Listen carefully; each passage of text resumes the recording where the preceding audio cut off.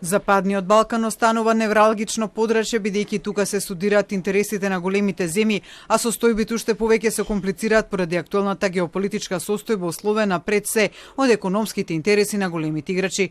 Во таквата геополитичка состојба, Западниот Балкан се уште останува високо на агендата на Европската унија за проширување. Ова се дел од констатациите од денешната тркалезна маса одржана во Ману за геополитичкиот пейсаж и проширувањето на Европската унија со фокус на европската перспектива на Македонија.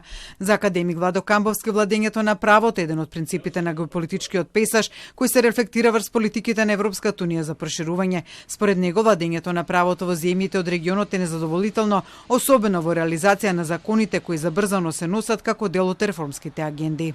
Се разбира дека преостанува во наредниот период исклучително тешка задача во која секоја влада во прв ред би требало да се подпре на сите расположливи сили во државата.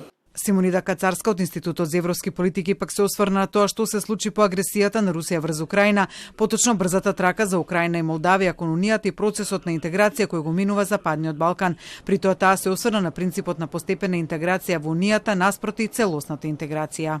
The gradual integration concept also makes sense if the countries would see in the near future the prospect of membership and gaining the support of an equal membership. If that would be 5 to 10 years, then this makes a lot of sense to actually for them to pursue this path, which is the only path that we have. So, but these are the limitations which are evidently there.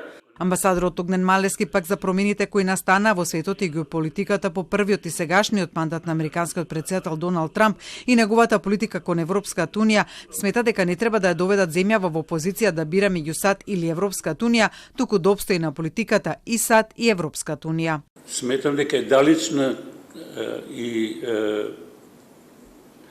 неочекувана таква разврска која би дошла до прекинување на односите и доведување на земјите во ситуација да бираат помеѓу нив.